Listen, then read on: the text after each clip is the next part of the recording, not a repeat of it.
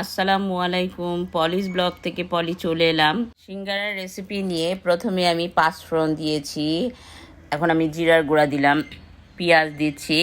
এখন একটু নাড়াবো, ভাজবো না, তবে একটু কাঁচা কাঁচাই থাকবে। শুকনো মরিচ দিয়ে দিচ্ছি ভেঙে, শুকনো মরিচ দিয়ে নাড়িয়ে নিব। এখন আমি ছোট ছোট কিউব করে আলু কেটে রেখেছিলাম, সেই আলুগুলো দিয়ে দিলাম। এখন একটু হলুদ দিচ্ছি, এখন একটু মরিচের গুঁড়ো দিলাম, লবণ দিলাম, একটু হালকা করে নাড়িয়ে নিব। দিয়ে একটু কিছু বাদাম দিয়ে দিচ্ছি।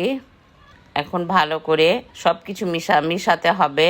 আর এটা আমি চিকেন পাউডার দিয়েছি, এটা আমার ইচ্ছা আর কি, আমার ভালো লাগে তাই আমি দেই। তো আপনাদের ভালো না লাগলে দিবেন না। এটা চাট মশলা দিয়ে একটু নাড়িয়ে নিব। এখন আমি একটু চিনি দিয়ে দিলাম, ম্যাগি মশলা দিয়ে দিয়েছি। এটা যার যার টেস্ট অনুযায়ী আসলে করবেন। এখন একটু পানি দিয়ে দিলাম সিদ্ধটা হওয়ার জন্যে। তো হয়ে গেল। এখন আমি ডাল ঘুটনি দিয়ে একটু ভেঙে দিচ্ছি, যাতে একটু আঠালো ভাবটা হয়, তাহলে সিঙ্গারাটা খেতে ভালো লাগবে। আর একটু পেঁয়াজ দিয়ে দিলাম, কাঁচা পেঁয়াজ দিয়ে সামান্য একটু নাড়াচাড়া দিব, মানে একদম কাঁচা থাকবে না, কিন্তু হালকা একটু সিদ্ধ হবে আর কি। ওকে, তাহলে চলেন আমরা এখন সিঙ্গারা বানাই। এই তো বানাচ্ছি, এখন সিঙ্গারা বানিয়ে নিচ্ছি।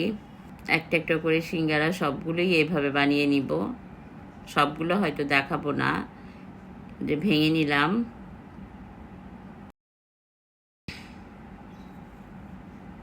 এখন আমি পুর দিয়ে দিচ্ছি, ওই যে পুরটা আমি রেডি করেছিলাম সেই আলুর পুরটা দিয়ে দিলাম, দিয়ে দিচ্ছি। এখন সিঙ্গারা যেভাবে মুড়ায় সেভাবে মুড়াই নিচ্ছি।